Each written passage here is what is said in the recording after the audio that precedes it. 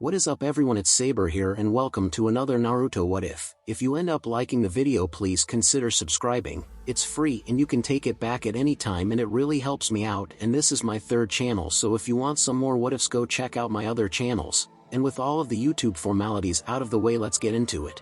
Naruto woke the next morning feeling more rested than he had in an age, calm even as though some monumental weight had been lifted from his shoulders overnight while he had slept. As if he'd been looking through a veil all his life and that shroud had only just now been torn away. The fiery blonde found that for once in his life he didn't wake up to the sound of voices in his head. In fact, he didn't hear much of anything at all. It felt cleansing, to say the least. All the weight and worries of the bloody kingdom and being the blasted heir apparent seemed to have fallen away overnight when he wasn't looking, leaving him free and weightless. It might have something to do with the warm body nestled against him. What that was his next thought as he came to amidst silken sheets and warm furs, realizing once again that he wasn't alone. Now he clearly remembered taking Daenerys to bed last night. The memory stood in stark relief among the angry haze of yesterday. Her cries and her words as he entered her were branded into his brain, unforgettable, but still he'd expected her to flee before the sun rose, as Marjorie had often done before her, as others had done even before that. That she hadn't was a bit of a shock. Yes, it proved quite the surprise indeed to find that she hadn't simply spirited herself away in the middle of the night, that she was still there. Would have once sent alarm bells clamoring in his head, but he simply could not bring himself to feel anything resembling worry as he laid eyes on her, having fallen asleep against him some point after their love-making. The last Targaryen had not deigned to move, hence if anything she appeared to have laid claim to him when he wasn't looking, her pale hair tickling his chest, one arm absently twined against his, trapped in his side, her visage smooth and peaceful in sleep. Even in slumber her skin felt like fire to the touch, warmer than any flame. Azure orbs stole over her pale skin at a glance, rose-colored nipples just begging to be tweaked. Daenerys had surprised him last night with her tenacity and pleasure, fighting just as hard as him, giving as good as she'd got. On some level that frightened, but in the same vein also excited. A will like hers came along once in a lifetime, and never in his own had he ever expected to meet someone who would match him in that aspect. Once more it occurred to him that he was going to marry this girl. He no longer found the idea as appalling as he once had. He would be taking her hand in holy matrimony, and someday they would have children together, theirs heirs. As the idea of blue-eyed girls running about with red-headed boys was strangely comforting in its own right, insanely worrying, but comforting all the same. If such a time ever came to pass, he'd raise them better than his own father had. He wouldn't use them as tools or weapons, and he certainly wouldn't undermine them every step of the way, because they would be his children, his own flesh and blood. With her spirits was he ready to be a father. Could he truly even live to shoulder such an incredible responsibility as a bastard? Stannis had tried to do right by him, and look how that turned out. Still, he'd be lying if he said he didn't enjoy Daenerys Stormborn's company. Rather, he'd grown quite fond of her. The mother of dragons was like him, sheer fire and heat and passion. She said what she wanted, fought for what she believed in, and damn consequences to the seven hells. He respected that they'd both come from nothing, no less than nothing. Each of them had shouted and clawed and killed to get where they were now. Granted, they hadn't gotten off on the best of terms in the beginning, but they'd come to understand, if not respect, one another. He still wasn't certain he could truly make her happy. That time had come and gone long ago. The years had poisoned him in more ways that one left him feeling cold both within and without, and yet somehow when he wasn't looking he'd warmed up to her. To others, found himself starting to consider other ways to live. Ways that didn't have him cringing from voices in his head, methods that didn't drench his hands in blood. At times in his brighter moments he liked to think that he was getting better. In his darker ones he wondered if he was secretly backsliding, and this was all some elaborate trap, a fell ruse meant to snare and tear him down the moment he took her as his wife. Wives, the small nasty voice in his head reminded him, you're marrying them both, remember, and all you have to do is convince the king. Aren't you lucky? Naruto didn't feel particularly lucky. Of course he would likely be marrying Marjorie as well if the court had its way. Was that to be his life now? His every act dictated by the king, by his father, forevermore at the whims of others. He supposed it could be worse. At least he'd come to know his potential brides before being flung into this madness. At any rate, he cared for them both in equal measure, even if they were likely to tear each other's eyes out. Where Dany had the will and the spirit to keep pace, Marjorie possessed the wit and the cunning to match him. Truth be told, and though he'd never admit it aloud, he was almost fond of Arianne, but that was another can of proverbial worms. For here in this moment he found he couldn't take his eyes off Daenerys. Sighing he absently, he stroked her face, smiling When she turned her cheek toward his palm, to his disbelief she actually gave a small snort. It was so unladylike and surprising that he nearly guffawed outright, if only because he knew she'd never be caught dead making such a noise in public. Naruto clamped a hand over his mouth, shoulders visibly shaking from the effort of containing his mirth. Daenerys Targaryen wasn't exactly the vulnerable sort. Really, he couldn't resist poking her. It was just too easy. Morning, sleepyhead, he whispered, nuzzling her face with a finger. Time to wake up. Careful now, she spoke suddenly, eyes still closed, voice a quiet purr, and surprisingly sober for one who should still be sleeping. I may not be able to kill you, but I can still find a way to make you miserable. Ah, so she was awake then. Well, that just made him want to poke her all the more. One did not simply taunt the son of the stag and expect him to leave you be, not after a bold claim like that. It was like painting a big red target on one's backside and then firmly telling them not to kick you. How could one resist? Is that so? Before he could make good on his promise, the last Targaryen, her eyes still smoothly shut and for all appearances gone back to sleep, nipped his outstretched finger with her teeth, nearly drawing blood. Ouch! Naruto found himself recoiling with a yelp, but the cry lacked rancor. You bit me. Bright eyes fluttered open and she rose, placing her chin on his shoulder. I did warn you, she sighed, supremely smug in her satisfaction. You have sharp teeth, you know. Naruto groused. The mother of dragons offered him a small smile. The better to bite you with, husband. The last words sent a silent shiver of excitement through him. Husband? Not even a day into their newborn alliance, and already she'd startled him. They weren't even truly wed yet, and still she called him such many things. Though she was and might yet be Daenerys Stormborn was not humble, not in the least. She was concerned she'd actually hurt him, but her pride would never allow her to admit that this was her not so subtle way of sounding him out, reaffirming their pact of checking out his loyalties, searching for second thoughts. After the frenzied, frantic coupling of last night, oddly enough, Naruto found he had none. Husband? He rolled the word around on his tongue, testing it, get a feel for the way it tasted. Aren't we being a bit overeager? Am I? She replied. Coily fingers trailed the web of scars on his back. Though we were of one mind on this, I'm sure that we are, but not one for mincing words. The prince craned his head to look back at her and assure her that they were indeed, only to have his lover give him a firm push him back against the pillows. What paranoia flared, and for an instant he thought she was actually trying to smother him as his hated stepmother had tried to do so many times in his youth. But no, she did not thrust his face against the pillow as he'd expected, nor did she hold him there. Instead, she began to trace a series of soft, loving kisses along his back and shoulders. His scars, he realized after a moment's confusion. She was kissing his scars. That was oddly touching. Invigorated by this surprising display of affection, the son of the stag writhed upward, taking to the fiery blonde in his arms. After a brief and surprisingly vigorous scuffle, Dany successfully managed to pin him against the mattress by his arms long enough for her to seat herself firmly in his lap. With a sly, superior smirk, she leaned forward and took his now erect member firmly in hand. Naruto hissed softly, and that smirk became a triumphant one. You were saying, sly little, refusing to be bested so easily. He surged upward and broke her weakened hold. From there, it was a small matter to tackle her back into the thick blankets, grip her firmly by the hips, plant a chaste kiss on her lips, and sheath himself fully in her already moist entrance. Oh! Daenerys' startled gasp peaked into a moan of surprised pleasure as he entered her, and she stretched to accommodate him, and just like that the tables were turned. Well, that truly depends on you, wife. He deliberately drew out the word as he thrust into her, relishing each pleased sigh that followed the slight shivers that went through her as he pushed ever deeper into her core and once more made her. As you acted as if you had me by the balls back there. But he bent down, kissing her passionately again, drawing another groan from the mother of dragons. The way I see it, I'm the one who has you at a disadvantage presently. Please let me know if you have any objections. Turn my words against me, will you? She opened her mouth to continue, but all that emerged was a plaintive whimper as he hit a particularly sweet spot. Still, that look of burning defiance in her eyes only aroused him all that much more, promising that no matter how much pleasure she might be in now, there would be a reckoning for this. The son of the stag would absolutely have it no other way. It was almost as if he'd truly found a match for himself. What's wrong? You seemed so chipper before.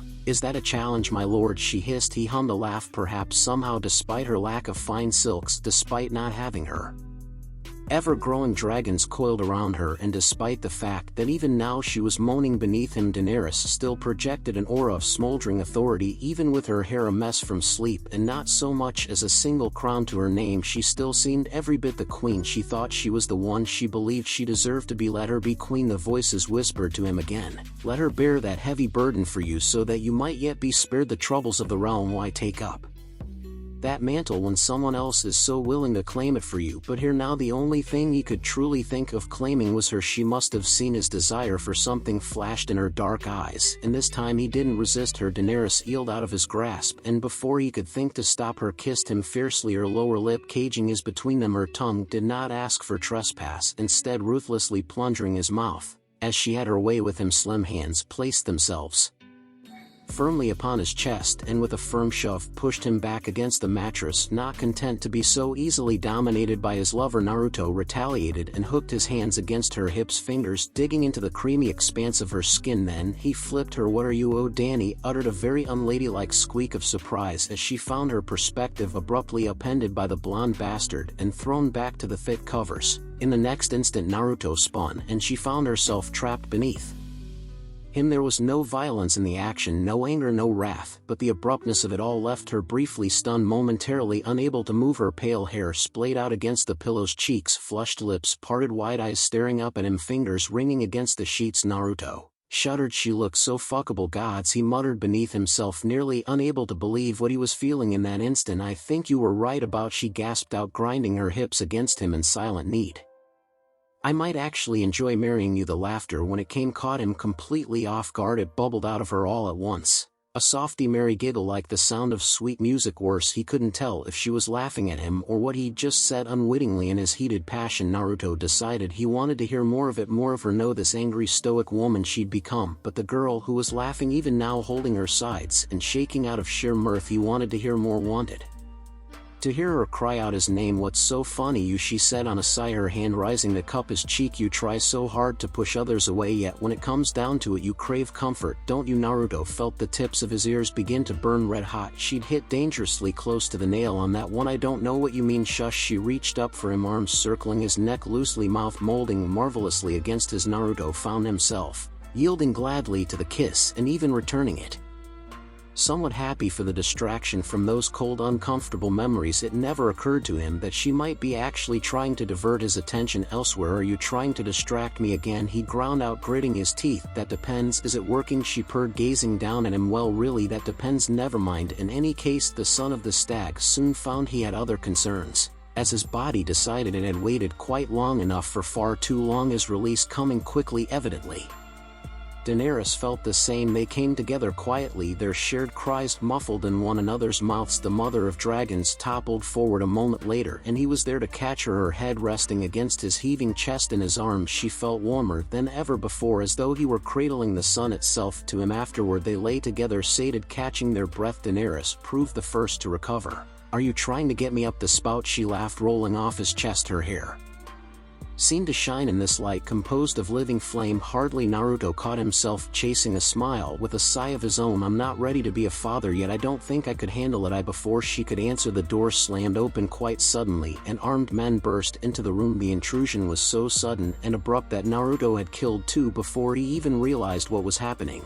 Snatching a pair of knives from their hidden place beneath his nearby, he flung one blade first into a man's eye, through his helm, killing him instantly. His second sank to the hilt in another's throat, causing the intruder to drop with a startled gurgle, clutching in vain at the red mist spraying from his torn jugular. By then sense had reasserted itself, and he realized these weren't assassins, but his father's guards, easily recognizable by their armor. Good, he would have felt absolutely horrid if he'd slain Ulrich just now in a fit of paranoia. Then he remembered that they'd just broken into his chamber.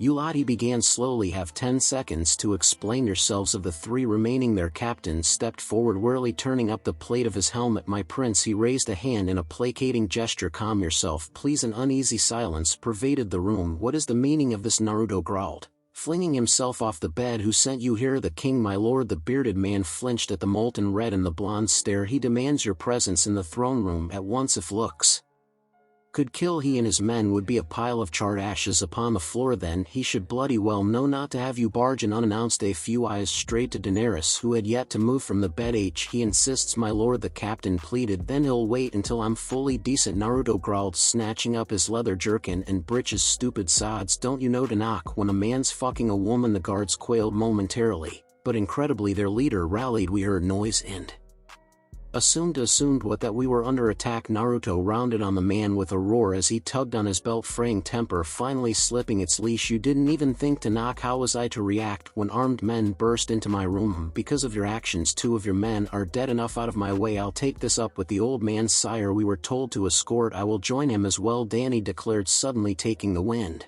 out of his sails the king did not summon you the captain bristled Naruto and Daenerys exchanged a terse guarded look I will accompany him her tone brooked no further argument right as the lady says then the guards did their duty and escorted them both without any further protest though Naruto secretly suspected they were bristling inwardly from Dany's defiance for they followed them at a measured distance these were truly Baratheon men after all, and she a Targaryen no love lost there still he was their prince and they at least refrained from openly speaking ill of her in his presence it served just as well in the end, because their aloofness kept them from overhearing his and Daenerys' shared conversation why would your father summon you so suddenly she whispered aside to him the voices rushed in before he could reply hissing charges treason and attack that damnable red woman or perhaps he's finally grown tired of you your guess is as good as mine he forced out the mother of dragons groaned oh this bodes poorly as ever its high-arched ceiling took him aback momentarily if only because he still wasn't accustomed to the sheer grandeur of it after all this time braziers of flame crackled upon heavy pillars as he walked past their scorching fires licking hungrily at the foundations of the room a strange incense seemed to linger in the air dulling his senses and heightening his anxiety he'd scorned the throne room,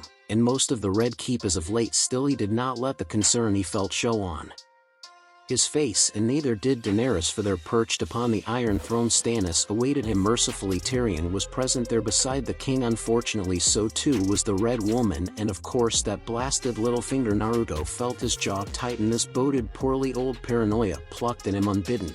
He found himself considering how long it would take to draw the knife from his boot and rush his father or the door with his strength a few solid blows would surely splinter the solid frame.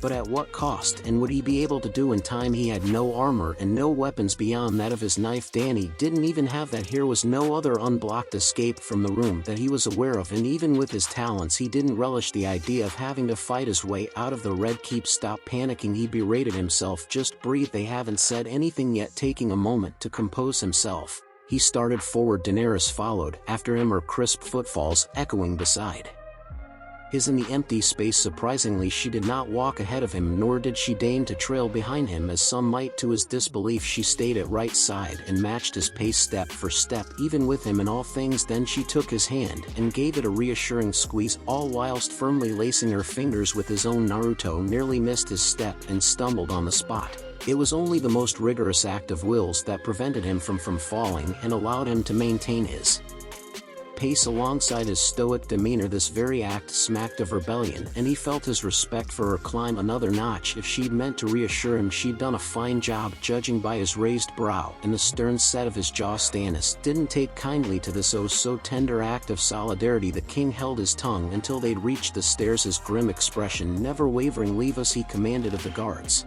After a moment of silence the king's guard did as they were bade turning on the heels and sealing the great door behind them scarce had it closed then Naruto found himself face to face with the full storm his father's wrath now Stannis did not explode into rage he did not leap from the Iron Throne and condemn him for his deeds nor did he move to strike him in his fury this was a cold anger one he hadn't seen since he was very young and for the first time in decades the assassin felt a touch of fear his lord father had never been one to let his emotions rule him but that look of disappointment etched into that stern visage stung more than words ever could I am disappointed in you his father declared flatly what is the meaning of this treachery well this was off to a stellar start Daenerys tilted her head the meaning of what my king she inquired with faux sweetness you know full well what you've done girl the king growled do I my lord I was under the impression I didn't Naruto bit his lip to stifle a smile oh you're brave had the situation been any less dire. or the need for silence any more. Imperative Naruto would have applauded her. She knew precisely what she was doing, and she was going out of her way to do it to infuriate the brother of the hated Robert Baratheon. Responsible for the downfall of her family must have been as thrilling to her as ending an enemy was to him. She likely saw it as revenge, no matter how petty it might seem to anyone else as things stood. However, it served only to provoke the king's wrath to new heights where Naruto's veiled insults merely riled Stannis. Daenerys' impudence had the king exploding from the Iron Throne full of sound and fury. I should have your tongue cut out for such talk. Naruto stepped between them with a growl. Touch her and the hand comes off. Tyrion must have seen the storm in the eyes of Stannis, because he hurried to intervene before matters could escalate. Come now, let us be reasonable about this. Quiet dwarf. The Lannister bristled at the slight but didn't contest him. Perhaps, Baelish suggested. After a moment's pause, we should hear what the prince has to say and let cooler heads prevail. Naruto nearly removed Littlefinger's head for his insipid pandering. He was certain the man had a hand in this fiasco, he just couldn't find a way to prove it. Still, the son of the Stag found himself somewhat relieved to see that the anger in his father's eyes had dulled somewhat when he turned to face him. That bitter disappointment, however, had not. It still hung there like a shroud, an angry pall, threatening to dredge up old painful memories from his past. You are to marry Marjorie, yet I find you dallying with this girl. How in the seven hells did you even find out? He growled. Littlefinger's agents informed me. Well, that made things simple. His hand twitched, itching to strike the little weasel down on the spot for his smug smile. Bastard, was he trying to undo him? It was only with a supreme effort of will that he restrained himself. I had planned on speaking to you of it today, he conceded. If you hadn't all but ordered me from my bed like an idiot. Watch your tongue, or what? The blonde retorted. You'll cut it off. Don't be a fool and just listen. He is the Lord of Light's chosen, your father and your king. Melisandre interjected, her manner smooth as silk. You should show him the respect he is due. Oh, do fuck off. The blonde flung up a hand, forestalling her protest. If I wanted to discuss etiquette with a walking hypocrisy, I'd chat up Joffrey. He bit out. Oh wait, he's dead. By my hand for being an idiot. Blue eyes the color of the blackest seas flicked up and down her body as though deciding where best to place a dagger. Say, am I sensing a pattern here? Enough, Stannis barked, returning to his throne. Melisandre, this matter is no longer your concern. Return to your chambers. I will summon you when I have need of you. To her credit, the Red Woman didn't protest. She sketched a humble bow and retreated. As my lord wills it. No sooner had she departed than that burning gaze found Naruto once more. I don't know why you keep her around. The matter is not up for debate, Stannis declared. Yes, it is. Naruto shot back. I have a very good reason for no more stalling. Your wedding shall be on the morrow at dawn, he declared stonily, his voice as rigid and unbending as the throne in which he sat. You will take Marjorie Tyrell as your wife, and the Targaryen girl, for here his gaze did pass dismissively over Daenerys, will be given to the north and become a ward of the Starks. She won't be any trouble to anyone there. Daenerys stiffened, and sensing an impeding outburst, Naruto rushed in. Father, I said enough. Stannis' voice cracked out at him like a whip, eliciting the slightest of flinches from his son. You will do as you are told. Your silver tongue won't help you this time. Naruto sighed, feeling all his expectations crumble. Then perhaps my blade will, he growled. Then he climbed the steps to meet him slowly at first, then with increasing resolve. Stannis followed his ascent with a wary eye, watching intently as his heir cleared the roughly hewn stairs. One of the Kingsguard moved to stop him, much to his detriment. Naruto's fist cracked outwards with impossible speed and struck the man dead on in his breastplate, dealing him a solid blow and denting the gold-painted metal with an explosive crunch. The Kingsguard didn't so much stagger as he did soar, flung away like a rag doll, to crash into one of the pillars at the far end of the chamber. Then his broken but still very much living body suffered the misfortune of slumping into the brazier below said pillar with a dull clang. Unable to move due to their shattered spine, he began to burn. The shrieks that followed curdled the very blood. No one paid them any heed now. It was the son of the Stag who gazed down at his father, gaze boiling with wrath. You should heed the counsel of your advisors, your grace. He spoke with limpid sincerity. It would not do to dismiss her so easily. Stannis scowled. I have received no such counsel. You are being counseled at this very moment, Naruto warned, his voice taking on an uncharacteristic edge, jagged and cutting. I suggest you heed it lest you make a mistake. It would truly be unfortunate were we to need another king so soon after Joffrey's untimely passing. The nation would indeed mourn you. Daenerys hissed quietly beneath her breath. She hadn't expected it either. This was as blatant a threat as they came, a promise of complete and utter destruction if the king didn't heed his words and counsel. Naruto didn't even have to draw a blade to convey his intention. Those words carried the dire implications more surely than any weapon ever could, the kind of threat no man, even a prince, would ever dare utter for fear of being executed on the spot. Yet Naruto had simply thrown down the gauntlet without a second thought, daring his progenitor to pick it up. Stannis could barely believe it either. A certain part of him was almost proud that his heir possessed such courage, a resolve that would not bend a will that refused to break. The rest was furious that the young man would so openly defy him. Who was he to go against him like this? Who was he to think he could so easily usurp him his will with a word? Are you threatening me, boy? He growled, rising to tower over his son. I made you what you were. You're right, I am what you made me. Naruto acknowledged with a curt nod. Be thankful, I've learned to be better now. You listen, I know you despise the Targaryens, but that gives you no right, do you hear me, to simply exile Daenerys. She, and here he did fling a finger at the mother of dragons, is not here to usurp you. She is not here to take your throne, and she is not going to be exiled on my watch. I will not have it, do you hear me? I will not have it. Not just that, but she is dragons, you old coot. They grow larger every day, and you want to throw them away for no reason. With those beasts on our side, the whole world would bow to us, and you want to remove their mother? Are you mad? Father and son stared one another down, neither willing to cave. Then remarkably the king did just that. What would you have me do then? Naruto sighed. If I might offer a suggestion, my king, Tyrion implored. I believe the lad has a solution. You ought to listen. Naruto shot the dwarf a grateful look, but his turmoil remained. Part of him had always known it would come to this. The idea of having more than wife had always been an alien one to him, if not for Littlefingers. Or was it truly Varys behind all this manipulations? He never would have given it so much as a second thought. Even now he only recently begun to consider it even a remotely viable option at all. But this was the only path he could see that didn't end in exile or death for him or those he cared for. Exhaling deeply, he uttered the words that would seal his fate. I propose that I do as the Targaryens once did, he said. And what, pray tell, is that I shall marry them both. Daenerys stiffened. What, it was both what she had wanted and entirely unexpected that he'd argued for her and against her. Exile was wonderful, but marrying her and another, thinking it was one thing, hearing it another, and learning that it was to be her fate was something else entirely. What was she to think of this? Very well. Stannis' sudden concession drew a baffled blink from all. You've made your point. Feeling weary indeed, he waved him on. Marry the Targaryen girl as well then, if you're so smitten with her. But on your head be the consequences. The wedding will be tomorrow. You will be married, and then you will go to the twins to witness the wedding as promised. Gods take you. Naruto bowed. As you command, father. Genuflecting, he turned to depart. Son, Stannis' voice rang out at his back. Naruto paused. Yes. Stannis was silent for a long time, gazing at the rigid back of his progeny. On some level he remained conflicted. Oh, he acknowledged the boy for his clever manipulations. Of course he'd found the best path for both parties, if not necessarily the easiest. The boy had the will to face him down in full sight of others and not retreat. For that, if nothing else, he had his respect. Respect wouldn't save him a second time. He just made it clear that he had his own ambitions, his own desires, and should those desires ever fall into conflict with that of the realm, if you ever threaten me like that again, you will die. The blonde turned and offered a humble bow. Perish the thought, your grace. Turning his back to his father, he marched to the doors, flung them open, and stormed out, leaving all behind. Well, Tyrion murmured darkly to himself, that went better than expected. It had indeed far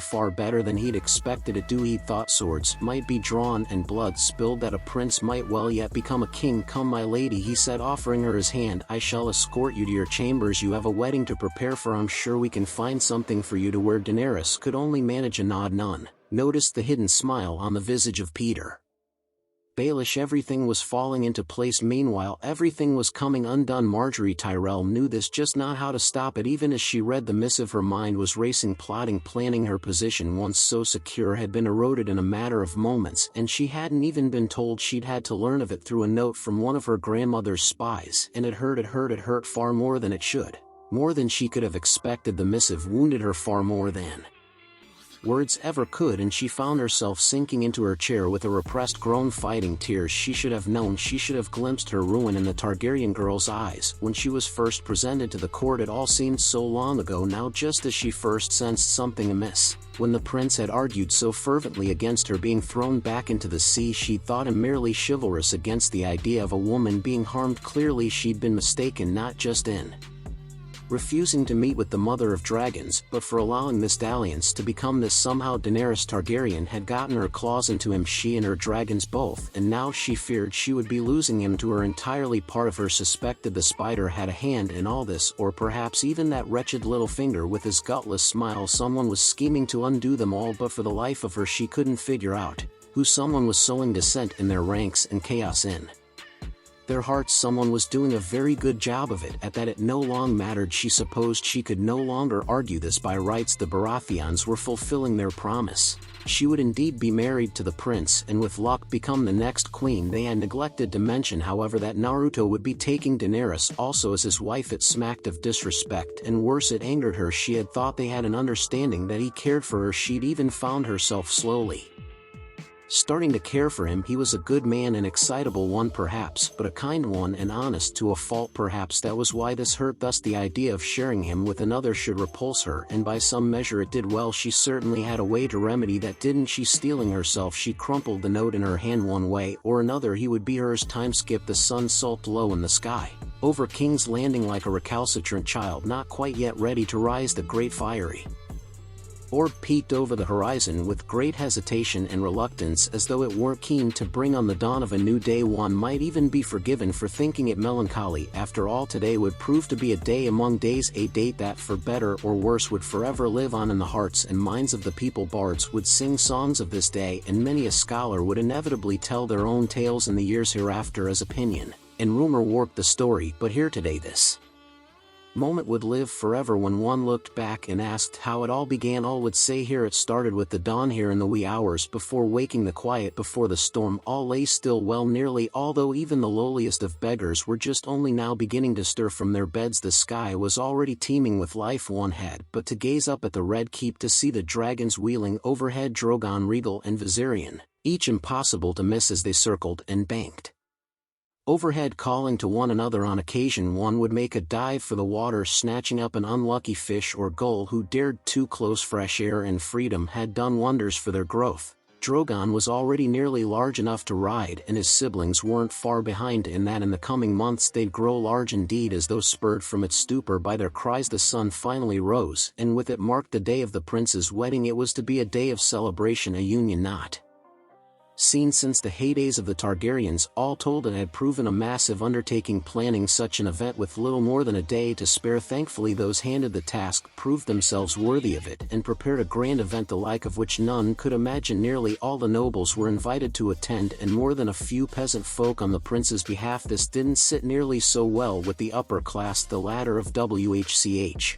were told to suck it up or sod off. Regardless, the wedding and the festivities that followed would commence soon. Indeed, the whole of Westeros itself seemed to wait with bated breath, none more so than Peter Baelish. Years of painstaking plotting and scheming had led to this moment. Seeds planted so long ago had at long last borne fruit. Pieces edged across the board were finally in position here on the day of what would prove to be a wedding among weddings. Littlefinger deemed himself ready to give the realm one final push and watch the chaos unfold.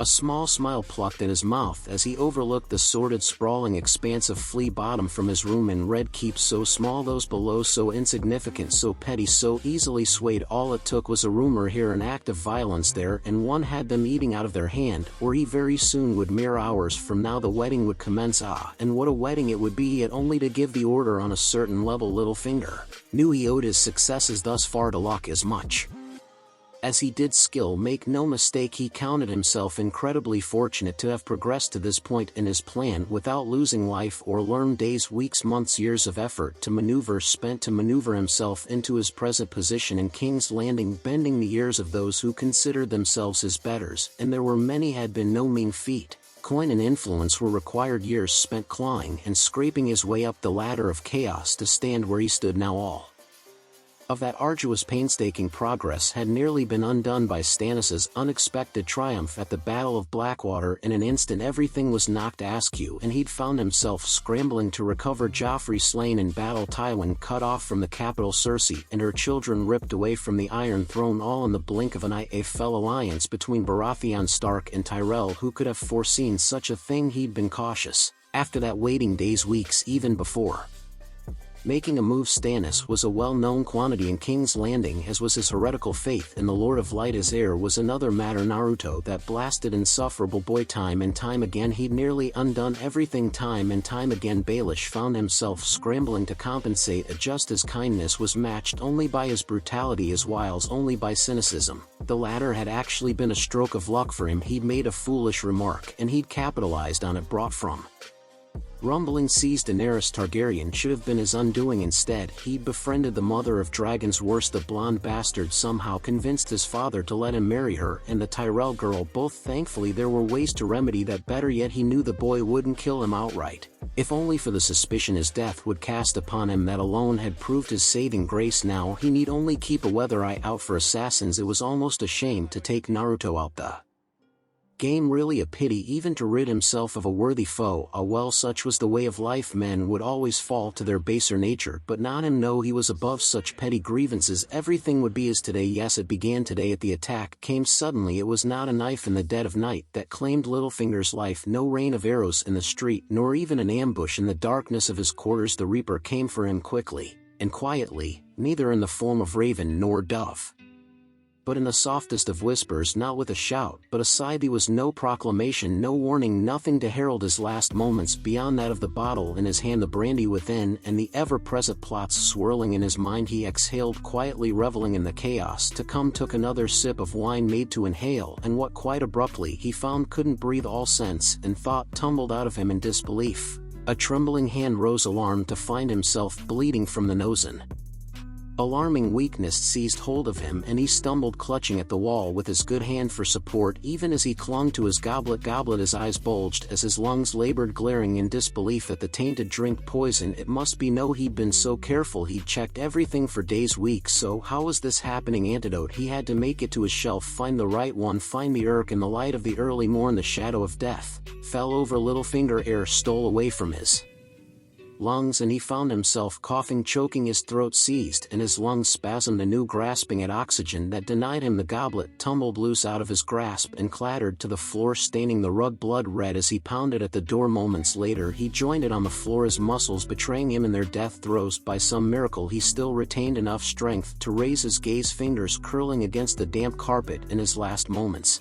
all his clever plans, all his plots, all his schemes, everything, all was forgotten. In that instant he soon found himself wishing he hadn't looked, for it was at this moment that the solid wood frame eased open and his would-be killer entered the room, followed by a lone guard. No, not a guard. The man was a sellsword, a known one at that. Had he possessed his faculties he might have recognized him, but his name escaped him. Ere in his final breaths he half expected to see the prince there beside him, gloating over him in his defeat. Instead he peered up at a woman through blurry eyes, darkness creeping in at the edges of his vision. Trembling fingers fumbled for his dagger, and a boot crunched down on his hand, stifling them. Littlefinger couldn't even bring his aching lungs to scream. He could only stare, eyes bulging. You, clad in a thin gown the color of amber roses, his killer padded across the room towards him, nimbly evading the growing puddle of wine and blood spreading from his body. As she did so, arriving at her destination, she crouched before him and reached down, cradling his pallid visage in her hand. Hello, Lord Baelish. Arianne Martell smiled at him, a thin, cruel gesture that didn't quite reach her eyes. Please don't get up on my account. Blood frothed from his lips, indicative of his disbelief. Don't look so surprised, she hummed. Poisoning you was no easy feat, very costly. Even the tears of Liz were a dear expense, as I'm sure you're well aware. Littlefinger was very much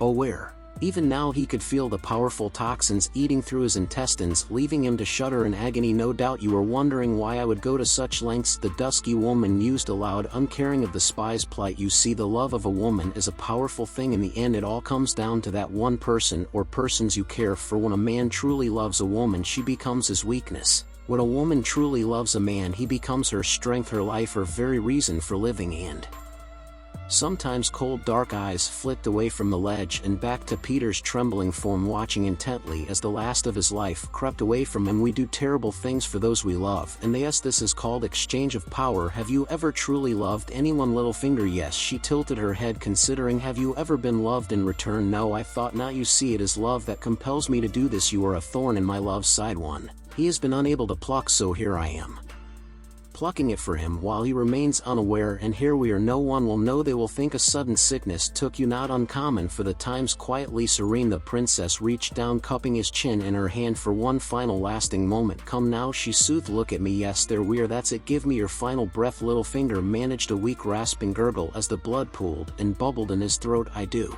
not hate you, Lord Baelish, she declared softly, kissing his forehead. After all, no, his mind raged. Here at the last, I can't die. I deserve more. My plans. Her hand fell and a crushing weight seized his chest, his vision fading. Chaos is a ladder. Darkness. Bronn loved the sound of gold. There was just something about the telltale clink of countless coins jiving together in a pouch that spoke to a man. Stirred him. Gold ran the world. After all, you bought food with it, fucked for the stuff, even killed for it. With enough gold you could live in comfort, in excess to the last of your days. He wasn't motivated by greed, however, no, surely not. He might be a cutthroat, but he knew which way the wind was blowing. The lion's time had come and gone. Now were the days of the stag, the wolf, the dragon, the rose, and the viper. So long as the stag sat the Iron Throne there, his loyalties would lie. Thanks to the prince, he lived well, ate well, was paid well, and allowed to do as he pleased for the most part. That earned his loyalty, if not outright friendship. This unpleasant task was merely another part of that loyalty, the sweet reward of being paid for a hard day's work. Aside, today's reward had proven particularly satisfying for one.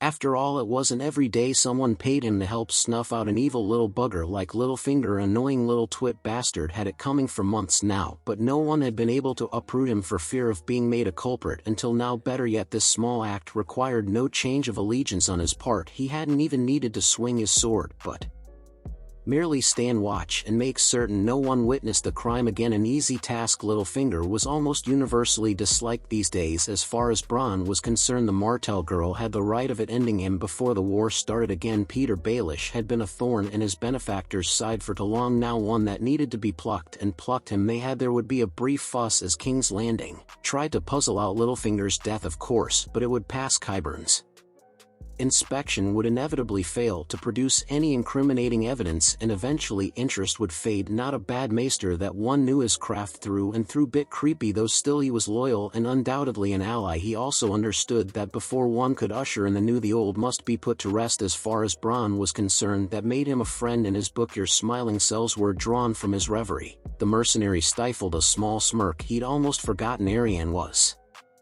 still with him. He admitted, a spring in his step as they entered her chambers. Suppose I'm in a good mood. You don't regret your part in all this? The Sellsword laughed as he eased the door shut behind her, careful to thumb the latch as he did so. Wouldn't do to have someone barging in after all, might give them the wrong idea. After a moment's consideration, he favored the princess with a nod. A Baelish was a cunt, better to get rid of him sooner rather than later. Agreed. A peal of bell-like laughter rang through the air as she gave a light twirl. Who better to devour a snake than a viper herself? Careful now, Bronn admonished, bracing his back against the door. We don't want to get blood all over your pretty dress. Arianne blinked, then glanced down, noting the smears of blood on her hands. You're right, I suppose I must wash. Her gaze flicked him up and down invitingly as she stepped toward the southernmost corner of the room. Care to join me? Bronn nearly choked on his own spit. Tempting, but I'm afraid not. You're lost then? Suppose so. For her part, the Dornish princess didn't reply, at least not with words. Instead, she paced away towards her bed and without further aplomb removed her bloody dress and flung it across the room. She wasn't wearing anything underneath. A lesser man might have averted his eyes at such spectacle. Bronn felt no such inclination. Arianne was a beautiful young woman, downright gorgeous, really wild and wanton like any Dornish lass, a temptress beyond compare.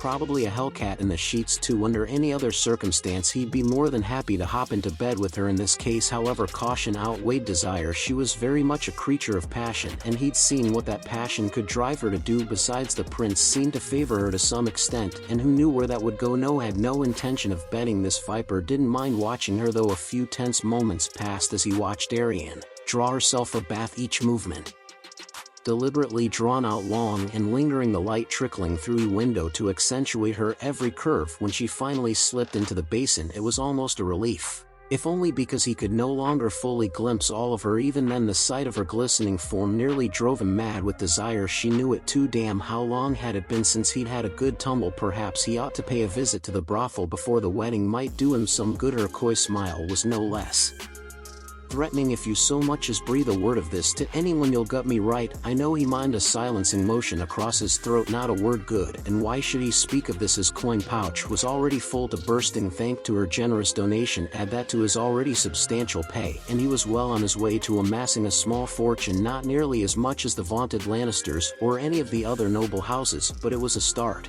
and a fine one at that. At this rate he'd be able to afford his own hold this time next year, a far cry from where he'd been at the beginning of all this. "Tell me about him," Ariana commanded Naruto. "The prince, I mean, who was he before all this?" The princess gestured expansively at the grand room. "I've heard the stories, but I suspect few know the truth unlike you and therein lay the rub. Don't know much about him really," Bronn confessed, choosing his words carefully, his eyes taking on a distant look. "You'd have to ask Tyrion for the whole story." All right. At her scathing look he held up his hands and continued, "I'll tell you what I do know. He came to King's Landing one day with a band of Sellswords out of the blue, just waltzed right in like he owned the damn place, demanded an audience with Cersei." He paused, noting Ariane's faint smile at the mention of the former queen. "Next I knew he was meeting with that pretentious little twat Joffrey. Managed to track me down a bit after, and made me an offer I couldn't refuse." "What was the offer?" Ariane tilted her head, toweling off her shoulders. "Defy him and die, or help him and live." The Sellsword deadpanned. "Fucking obvious what I chose. Why ask me all this? Planning to write a fucking memoir or something? There's no need for language, isn't there?" The mercenary snapped, an ember of anger igniting in his chest. He'd heard enough to know where this was going. "Way I see it, this ends one of two ways. You waste your time trying to get that boy to love you and you end up dead," Ariane scoffed, "and the other, maybe he takes you on as a mistress or a concubine." Bronn relented reluctantly, not liking the sudden spark of bemusement in her eyes at his admission. "If you're lucky you'd get a bastard off him a few years down the road, and he acknowledges it's the best you could hope for. He's already taking 2 wives, don't think he's keen to bring in a third." He followed the sly temptress intently as she emerged dripping from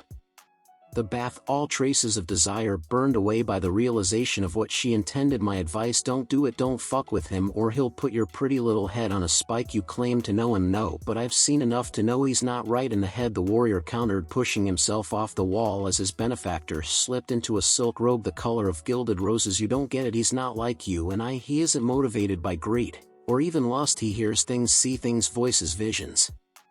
Now I don't know if they're real, and quite honestly I don't care, but they're real enough for him. A noble you can predict, even a vicious noble, but a madman, who's to say he won't wring your neck if your little plan goes sideways?" Ariane pretended to consider his words. "If you're that afraid of him, then why stay? Rich is greed, mostly, probably too stubborn for my own good. Tell me, what did he promise you for starters?" Casterly Rock. Ariane actually blinked. "A fine prize if true. Trust me, that one keeps his word," Bronn replied, moving to follow her as she made for the door, then opening it for her. "I know that much. You're a loyal man." "Loyal?" The mercenary barked, a harsh laugh. Maybe I'm just good at reading people." "Well said. After you, my lady." He paused on the threshold, risking one last look at the grand chamber. Before departing from the window he could barely see the dragons circling the spires, hear them calling to one another. This was what he wanted. Was that truly the sum of his meager ambitions? It never ceased to amaze him how easily lords and ladies took such things for granted. Half the folk in Flea Bottom would kill for a room like this. Once upon a time he would have killed for a place like this. In all likelihood he still would. Knighted or not, he was still a simple man through and through. He had simple needs, simple wants, simple desires. Casterly Rock. Gods, it would be a feat to have a place like that. One way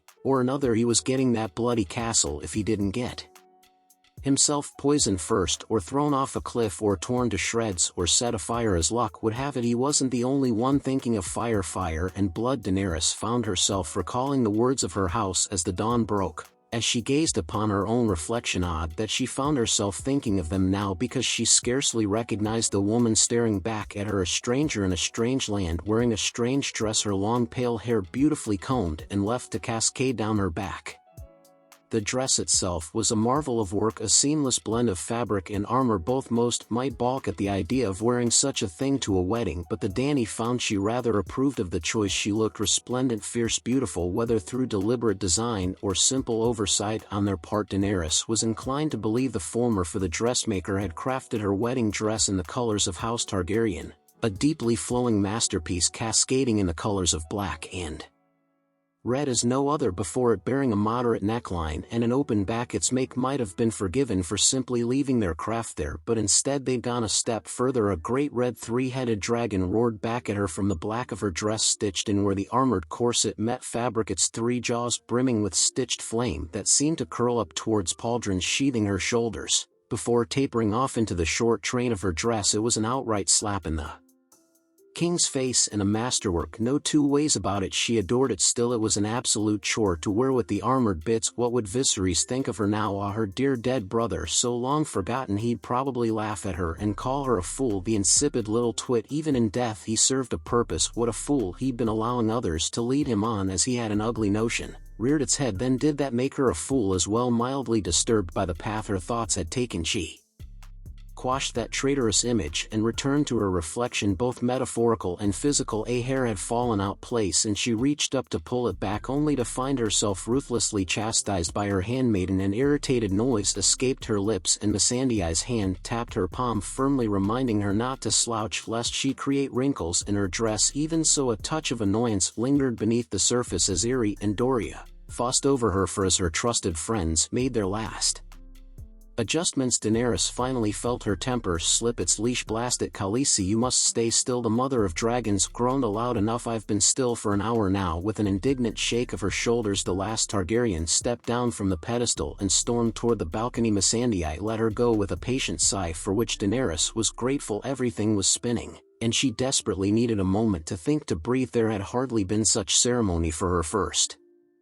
wedding. She certainly hadn't expected a second in this lifetime. The thought nearly stole all her courage away, and she found herself clutching the railing in a death grip. Distantly she beheld her dragons wheeling about the high spires of the Red Keep. Well, two at least where was. A breath burst out of Daenerys as Drogon abruptly made his presence known in typical fashion, a large dark shadow descending on the balcony, rearing out before her with such force that his landing blew her hair back.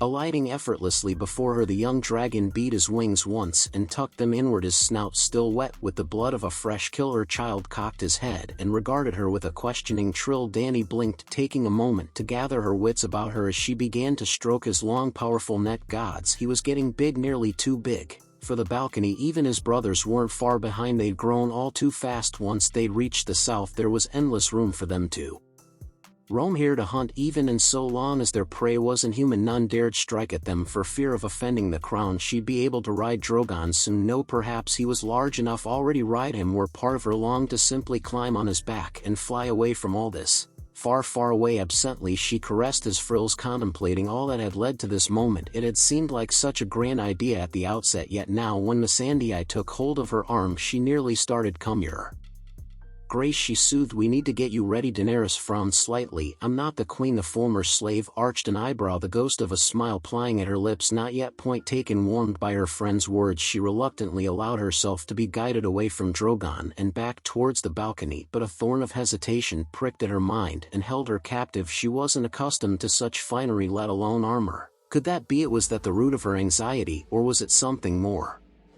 sinister? She shuddered to think of it. Her reflection mirrored the motion, and she scrutinized her doppelganger with dark intensity. She appeared flawless. That didn't matter. She was a Targaryen. She needed to do better than flawless. This is ridiculous. I look absurd. Missandei clicked her tongue in disagreement. Nonsense. The prince will adore you. Will he truly like this? Of course. Khaleesi Irri hastened to add. He would be a fool not to. Doria scoffed in agreement. Daenerys reflected. A fool he may be, but he's my fool. Regarding herself in the mirror once more, she took a moment to preen. It should have galled her to admit it, but Daenerys found she actually cared for the bastard. She enjoyed his company and all the chaos that came with it. He wasn't some self-righteous ponce as she'd initially been led to believe. He was a warrior like her. He'd fought for all that he'd had and more. He'd made his enemies tremble and won the right to stand where he stood now. Yet despite this, he wasn't cruel, didn't delight in violence and vice as others might. Time and time again he'd proven himself gentle, silly at times perhaps, but still gentle. She might even come to love him someday as she'd loved her last husband. Her heart wrenched painfully then, not at the thought but at the memory of what she'd nearly had, of what had been taken from her. Khal Drogo he was not, nor could anyone hope to ever be. Yet she found herself strangely content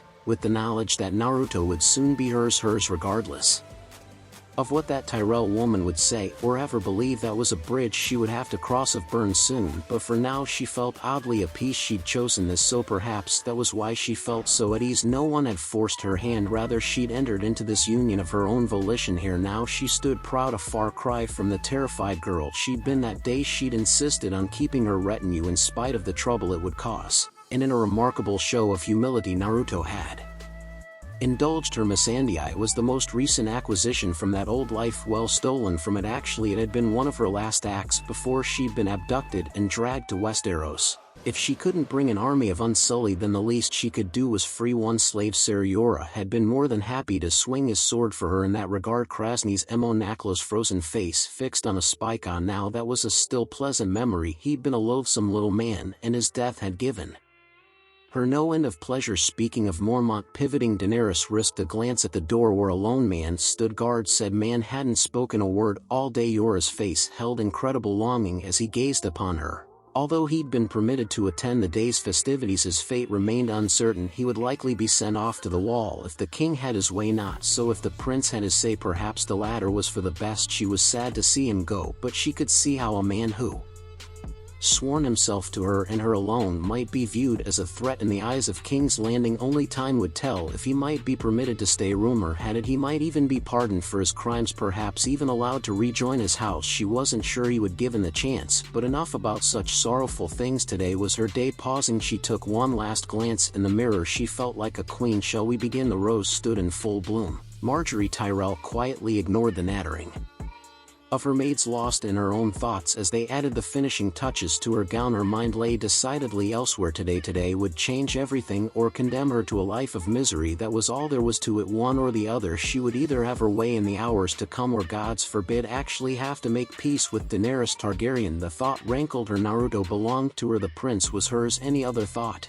was unacceptable, humiliating at the worst. They'd been promised to one another before that whore came prancing in with her dragons. Worse, she'd actually come to care for the bastard, which made today's offense sting all the more. She took one last moment to collect herself. Taking her dress in a swooping neckline revealed a generous portion of cleavage. Red hair gathered atop her head, revealing an elegant neck, and in gold earrings with sapphires at their heart. She needed nothing more. Marjorie knew full well the power of her beauty and the effect it held on men and women alike. She didn't much. The colors of her house were often more than enough. She knew the game and played it well. That had been enough, or at least it had been until today, until that Targaryen wench swooped in and tried to claim the prince for herself. She wanted to say tried, because to believe otherwise was to acknowledge that she'd all but lost in the game before had truly begun. Never before had she known such shame, never before had she experienced such embarrassment. Right then all was in order, no use in delaying the inevitable. Gritting her teeth, she flung the doors open. Let the games begin. Could this truly be called a game? Stannis stubbornly stifled a long-suffering sigh as he turned the scroll over in his hand, pondering his response. Having long since dressed himself, the king took another look at it, suddenly keenly aware of the heavy crown upon his head, of the faintly flickering hearth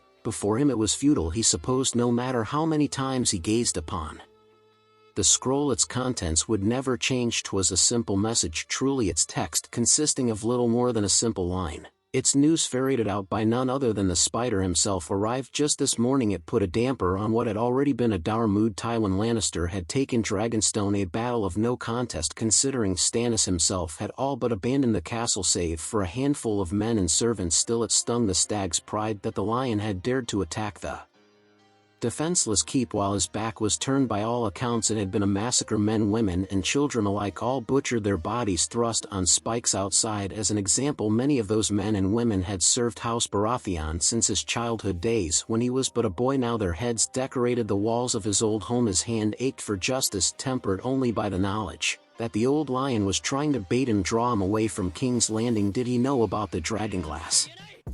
If he did, Stannis was beginning to despite this Game of Thrones. He disdained the endless treacheries of the realm and all those who insisted upon playing this wretched game. Better to simply say what you meant and be done with it. Like his son, he both said what he meant and did what he promised. He took after him in that respect. At least the boy was stubborn too. Another trait they shared almost made him proud. But did he have to be so damn difficult, fighting him over the most mundane of matters?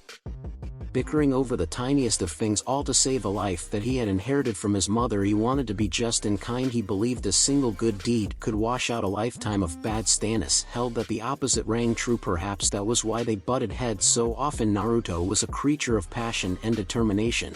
Once he set his mind to something, he was impossible to dissuade. Until recently, this trait benefited the realm. It made the boy implacable, relentless. Nothing save death could stop him until Daenerys Targaryen. Stannis had known at the moment he'd laid eyes on that dragon girl. He'd seen the fire in those eyes, saw her dragon's wisdom dictated she and her children die. Who knew what chaos she could cause if left unchecked in the realm? He thought they'd be of one mind with this, put her to the sword and cement their union with the Tyrells. Then they could face the realm together. One day far in the future he would cede the throne to, and then he as heirs. The boys' children would be strong and proud just like their parents, and that would be the end of it. Instead, the boy had fought his decree tooth and nail. Now his own blood was to wed the mother of dragons. All the while her beasts were growing, and with them the promise of conflict war. The Tyrells were outraged by Naruto's vow to wed Daenerys, and it was Stannis' sincere hope that this compromise would calm them. Dorne was trying to maneuver their own heir into his son's bed. Meanwhile, the Iron Islands were seething with the death of their king. Word had it that they'd found another. Whispers of an uprising from the Stormlands. Tywin Lannister was no fool either. He wouldn't allow Daenerys' brood to reach the size of Balerion the Black. He would not wait for them to fly over Casterly Rock and raze it to the ground. What of the dragons themselves? The Targaryen woman claimed she could control them, but how long before they set their sights on human prey? Thousands would flock to the Lannisters if that happened. And then there were the dead, the great enemy that Melisandre constantly spoke of, the Long Night, an enemy that cared not for Westeros or its politics, only death. How could a man fight that, taking his head into his hands? The king growled aloud. Look at it now. He could see why Robert had grown tired of it all, why he'd resigned himself to whores and wine. There was no honor here, no glory to be had on the field of battle, only relentless, tireless duty. How was he to hold this realm together when it was so intent on pulling itself apart? A mountain of debt, and it was his to fix a starving city, and it was his to fix a war on the horizon, his to fix a realm in peril, his to fix his blast. It all infuriated the king of the Seven Kingdoms rose from his chair and flung the scroll into the hearth, where it was soon devoured by the hungry flames. Paper blackened and curled as he looked on, their words reduced to ash in an instant. Stannis waited until it was well and truly gone before he turned his attention back to the table. Better that Melisandre wasn't here in his chamber. He might do something he'd otherwise regret in the end. However, his gaze roamed elsewhere. Another scroll lay near the first, set aside on the table but not forgotten. It weighed on his mind. Even now the Lord Commander of the Night's Watch was asking, pleading for more men. Of course he was. The wall hadn't been properly manned in years. Stannis could think of only one way to answer that problem: a number of men. Now that he set his mind to it, perhaps there was something he could do. Heavy is the head that wears the crown. Wake up, wake up, wake up. Naruto groaned as color crept back into his world. Let's not and say we did, he groused, squeezing his eyes shut. The voices hissed at him furiously, demanding blood for such trespass. Burn her, kill her, cut off her feet and flog her with her own spine. Not now. He grit his teeth against them until he felt something crack. Leave me be now, none of it. You're going to be late for your own wedding at this rate, brother. Just a few more hours. The fucking sun's barely up. The prince ground out, burying his head among the pillows in a desperate attempt to deafen himself. He almost succeeded. Silence answered him, and for a fleeting second he almost dared to hope that Shireen had finally let him alone. Alas, it was not to be. When the voice piped up anew in an attempt to rouse him, once more he loosed an annoyed snarl and whipped one of the nearby pillows in the direction of the one who'd spoken. A startled yelp answered, and for a blessed instant there was true quiet. Not a heartbeat. Later all hell broke loose. Payback. With that declaration, a heavy pillow sailed unerringly through the air and struck the side of Naruto's head with a resounding whack, pitching the bedraggled blonde off the bed in a tangle of arms and legs. In the ensuing explosion of feathers, the bastard thrashed upright with a loud sputter, spitting furiously. Hey ha! Shireen's beaming smile peering over the edge of the bed was the first thing he saw as he blinked, the down out of his eyes, her own burning with delight. Got you? She giggled instantly. Any semblance of anger he might have felt at being roused so early vanished. The whispers shoved into the darkest corner of his mind. He'd never hurt her, of course. No, never. No amount of ghastly whispers or insanity could ever drive him to do that. He'd seen precious little of his sibling during the last few days, but it chuffed him to see that she was taking to royalty like a fish to water. Becoming a princess hadn't dampened her youthful enthusiasm in the least. If anything, it only seemed to have made her all the merrier, and if anyone deigned to slight her for that, well, that's what big brothers were for. It certainly didn't put Naruto beyond a bit of payback. However, planting a hand on the floor, he shot his sibling a dark look. "You do realize this means war?" Shireen's face turned pale. "Naruto, don't you cry. Have Candor, eat quick as you please." The blonde bastard bolted upright and snagged his half-sibling by the waist, flinging her down onto the bed. Before she could react simultaneously, he dug his fingers into her sides and wriggled them like 10 mad snakes against her belly. Shireen's laughter immediately cut into her startled shout, sweet music to his ears. It wasn't long before he had her writhing helplessly beneath him, unable to stop giggling despite her best efforts. Within minutes, she flung her hands up in defeat. "Stop, stop, stop," she pleaded between hysteric fits of laughter. "I can't take any more, I yield." "Oh," Naruto growled. "Too bad." Her face flushed. "Brother, fine, fine." He relented, climbing off her and helping his darling sister up. "Spoilsport." Besides, ahem, he would have said more had not a familiar voice chose that moment to make itself known. "Say what you would about Tyrion," but he was very good at remaining unnoticed. Even with his superior senses, Naruto hadn't realized they had company until the hand of the king made himself known. Righting himself with an effort, he pulled Shireen up with him. "And good to see her finally awake." Naruto sighed. "I am up, but why are?" Only then did he notice the tailor behind the dwarf. The son of the stag hissed in exasperation and stood up. "Fuck me." Not 5 minutes later, he found himself stuffed back into another blasted doublet. This one actually pinched even more than the last. Naruto stifled a long-suffering sigh against the back of his hand, trying in vain to hide from the face staring back at him. It did him little good. No matter how he might try to shy away from it, his reflection glared back at him from within the mirror, every bit his own as was the hideous black monstrosity. Tyrion forced him into another bloody doublet. Spirits, whomever invented these things deserved to be drawn and quartered. It pinched horribly in the most uncomfortable ways, and he could barely raise his arms above his waist, much reach the dagger hidden in his boot. Wearing this finery honestly made him contemplate acts of violence. Even now he wanted to tear this blasted suit to shreds. His expression must have said as much, because Tyrion laid a reassuring hand on his arm. "Easy now," he soothed. "It's a wedding you'll be walking into, not another battle. Might as well be the same damn thing." Naruto groused. "More dangerous if that's your opinion. How I'd hate to see it after your wedding night. I genuinely want to cut you in half right now." Shireen frowned and swatted his back. "Brother, don't say such things, you'll offend him." The dwarf gave her a pitying look. "None taken, my lady," he demurred with a bow. "Still, if your brother did see fit to chop me in half, that would make thee a quarter man. Doesn't quite have the same ring to it." A moment of silence passed between both men, then Naruto snickered. Tyrion joined him. Shireen balked. "Oh, you're both horrid. We're men. What did you expect?" Naruto cackled as he wiped a mirthful tear from his eye. "Go and fetch Ulrich. Will you tell him I'm ready?" She favored him with a playful smile. "I should tell him to thrash you. Besides, maybe," Naruto conceded with a grin. "But you won't, and why ever not, dear brother of mine? Because you love me. You that's not 7 hells." Sputtering, she darted outside, pausing only to slam the door behind her. "Must you rile her so?" Tyrion sighed, palming his face. "She's going to get you for that. It's a thing with us these days." Naruto shrugged, sighed. "She's cute when she's flustered. You know, I rather recall my brother saying the exact same about Cersei." All the humor drained from Naruto's face like pus from an old wound. "What? No, that's why would I even? I'm older than her, as you say." The dwarf shrugged. "Sure you don't want to trade places?" he asked of Tyrion, scowling. "No." The hand demurred, holding up a hand. "I'll leave the marital spats to you. They'll be yours soon enough." The son of the stag warned. "Pardon you, and Shay, I've seen the way you two look at each other. You're like this."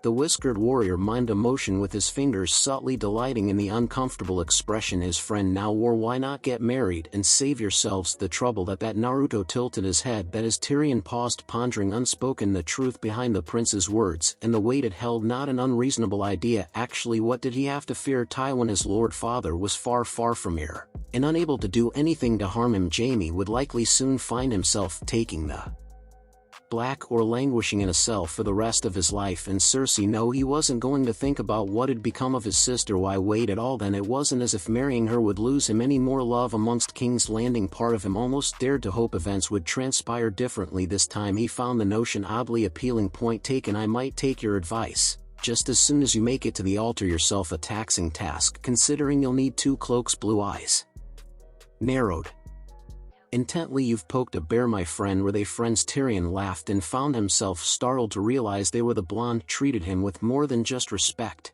For all his flaws he seemed to genuinely value his advice. He could brawl with the best of them. He was loud, rude, crass, and wholly incorrigible, but underneath it all he remained a good person. He wasn't cruel, nor a glutton, or even without mercy an absolute madman. He might be, but he knew the constraints of power and the burden that came with them. He could think of no one better to safeguard the realm. If only he didn't have such a penchant for mischief. As if to herald that very thought, the door swept open, revealing the towering form of Ulrich. Half a heartbeat passed between the three of them, broken only by muted footsteps. "You look like shit," the Umber remarked, his face flat as stone. Tyrion couldn't help himself. He openly guffawed. "Thank you ever so much for reminding me," the blonde sighed and tugged at a rosy sleeve.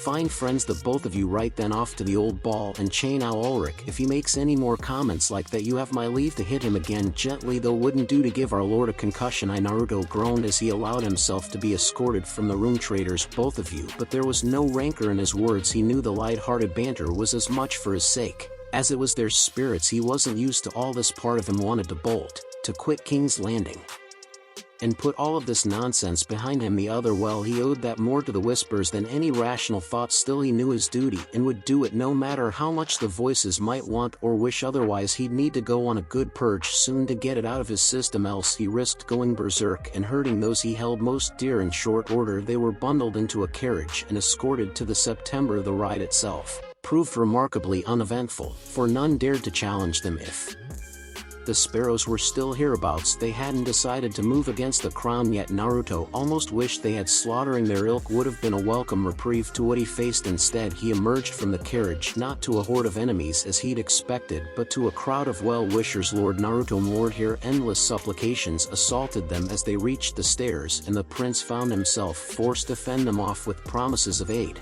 and the like Ulrich was forced to wade through the crowd ahead of them, gently but firmly ushering the populace aside to make way for them both. It felt like hours before he finally made it to the sept. From their time passed in a blur for Naruto. Stannis was there in the crowd with his Kingsguard, observing the proceedings with a keen eye, alert for any and all manner of disruption. Their eyes met, and father and son shared a nod. Nothing more, nothing less. He marched past his Lord King without so much as a second thought and took his place before the high sept. And minutes passed, then hours, as the September slowly swelled with people, commoner and noble alike. Here he saw some of his old bannermen conversing with Oberynne, the Queen of Thorns, legendary for her razor wit, and over yonder the Red Woman, looking supremely smug in her scarlet silks. All the while Naruto chafed at the waiting. Blasted September, blasted wedding, blasted honor and duty. The High Septon was trying to gain his attention for some reason or another, no doubt fussing at Ulrich's steadfast presence by his side at his sword. More likely Naruto silenced the man with a gesture. He wasn't about to forsake the protection of his staunchest ally just to satisfy the whims of some priest. He might have been forbidden from wearing armor, but the same could not be said of the Umber. This was to be a wedding among weddings. After all, their enemies would be a fool to miss this opportunity. Ironically, he almost hoped, nay prayed, something would happen, anything to take the edge off. Eventually the Septon recognized the futility of his efforts and began to drone prayers, an endless animal bleat that barely registered in Naruto's mind. Nevertheless, he gave the right answers and made the proper bows where necessary, silently gritting his teeth as the minutes wore on. If this was what it meant to be married in the blasted light of the seven, then he never wanted to endure it again. Better to have a plain ceremony with the old gods rather than fuss over something like this. All the while he could hear the whispers below, his sharpened senses ruthlessly catching snatches of conversation. "Look at him," an old woman's voice slithered into his ear, "making nice with that Targaryen wench. Should have done her like her father." "Not right, it is another," agreed Naruto. Marked their faces for retribution at a later date. When the brides were at last admitted into the sept, however, his scorn faded away and his heart skipped a beat. Gods, they were beautiful. Daenerys entered first, a half step ahead of Marjorie, clad in the colors of her house. The smallest of her dragons curled about her shoulders. Even Naruto could see Viserion would soon be too large for such a perch. The rose wasn't far behind. To describe their beauty was to stop the storm. Simply utterly impossible. A lump formed in his throat, and he found himself straightening. Marjorie caught his gaze first, and he would have almost thought her smile genuine had it not been for the way she refused to look at him overlong. Something in Her eyes warned him there would be a reckoning for this slight, and he wasn't sure he'd enjoy it. By contrast, Daenerys never looked away, never took her gaze from him. In that moment he truly felt as if he were gazing at a dragon, one who would devour him whole. Naruto wasn't sure which was worse. With their arrival, the High Septon droned on for what seemed like an eternity, espousing the values of their seven and their mercy, and oh, for fuck's sake, finally, he could stand no more. Shut your hole and get on with it. Feathers ruffled. The Septon recoiled, but did as he was bid. As you wish, my lord. Naruto needed no further inclination. Finally, in a single motion, he stepped forward and seized a startled Marjorie's mouth with his, bending her backwards to raucous approval from the crowd. Not a moment later he did the same to Daenerys. The Sep's reaction proved decidedly muted to that, but he paid them no heed. Fuck them pretentious pricks. Drawing a ribbon from his voluminous sleeve, the disgruntled Septon took one of their hands each and bound them together. Let it be known that Marjorie of the House Tyrell, Daenerys of the House Targaryen, and Naruto of the House Baratheon are one heart and flesh, one soul. He favored the latter with a decidedly pointed look, though his voice never once wavered. Cursed be you would seek to tear them asunder. Curses be you would seek to tear them asunder. The crowd echoed. After a pause, Naruto nearly bit the Septon's head off for that remark, but restrained himself. There was but one line he had left to endure, then this would be done, and you may now cloak the brides and bring them under your protection. Remembering the custom such as it was, he allowed the priest to unbind the ribbon. Then he did as he was bade, wrapping first Marjorie, then Daenerys, each in a cloak of his own. Only then did he turn, and they with him, to face the crowd, holding their hands in his own. So this was how it felt to be married. It felt surprisingly freeing, as if a great weight had been lifted from his shoulders. This time there could be no disguising the roar that rose up from the people as they walked among them, whether it was from Marjorie or Daenerys or even himself. Naruto knew not. In all honesty, he didn't care. He wanted nothing more than to be free of the Sept and attend the feast. His sole hope was to drink himself into oblivion and wipe the anxiety from his mind. Tomorrow would be the day for duty and responsibility, and all the fetters that came with it. My lord, the shout was his only warning. Years of hardened instincts flung Naruto's body into motion, sending him lurching forward before his mind truly registered what was happening. It saved his life and Marjorie's both. He flung himself forward, and almost immediately pain snarled through his chest as a jagged dagger thrust itself deep in the meat of his shoulder, tearing through fabric to find the flesh beneath. For a moment, the merest of seconds, his mind reeled, unable to understand what happening. Not so his body. Even as he staggered from the searing pain, the prince beheld his attacker. No, not one. Attackers. To Naruto's dismay, he realized they faced not one, not two, but 5 assassins, perhaps more, out of sight, each brandishing weapons of the same make. Well, I wanted something exciting. Seems I got my wish. The nearest, a grim-looking man with long hair and dark leathers, already rearing back for another strike. By some miracle he managed to rip the hidden knife free from his boot and parry, slashing the blade across his attacker's face, only to see that very face peel away with the bloody edge and reveal another. What in blazes! Only then did he realize what he faced. A hue and cry went up from the crowd as those within the Sept realized they were no longer safe. Hundreds pressed toward the door, trampling others underfoot, only to find them sealed. Naruto scarcely noticed all of his being, remained focused on warding off his opponent with his good arm, weaving a wall of steel between his would-be killer and his wives. Even so, the assassin managed to slip through his guard to nick his lower leg, drawing fresh blood. Whomever they were good, very good. Someone had paid a fell price to procure such skilled assassins. Dracaries, for all their feats, were not immune to dragon fire. However, at Daenerys' cry, Viserion leaped from his mother's shoulders and screamed his fury to the world, bathing the man in napalm. The assassin collapsed within seconds. His screams withered to a whisper in the smoke and confusion. Ulrich thundered past them and crashed into a second faceless man attempting to flank the mother of dragons, driving him to the floor with his bulk. Massive hands descended on the prone man's skull and squeezed with bone-crushing force, rendering his visage little more than a red stain on the Sept floor. Naruto swore, searching for another assassin. He found a third drilled to the wall by Oberyn's spear. A fourth met his end on Loras's blade. Naruto nearly despaired. Alive, they needed one of them alive for questioning to me, someone was shouting, and he startled to realize it was Stannis raining down blows on the fourth. Everyone to me, that one, Naruto bellowed over the chaos running. Keep him alive. Whether his lord father heard him Naruto knew not, only that the king took the man's arm and smote him across the head with the hilt of his sword. His attacker collapsed in a boneless heap, and just like that, It was over. All the faceless men lay dead or cut to ribbons by the defenders. Gradually the prince became aware of the voices around him, heard the screams of the wounded and drying, but he cared not a whit for any of them. Despite the pain, despite the agony in his leg, he'd never felt more alive. Heart pounding in his ears, vision gone red with a ghastly crimson field. He lived only in the moment, and in this moment he wanted justice. Ignoring Marjorie's pleas, grimacing around the pain, he descended on his would-be killer and struck him hard in the stomach. The man jolted awake with a pained grunt, and not satisfied, Naruto struck him again, his boot bloodying the man's nose. "Who sent you?" he demanded. "Tell me." "It'll be quick." To his disbelief, the assassin actually smiled. "A man cannot tell you." Blue eyes burned red. "You will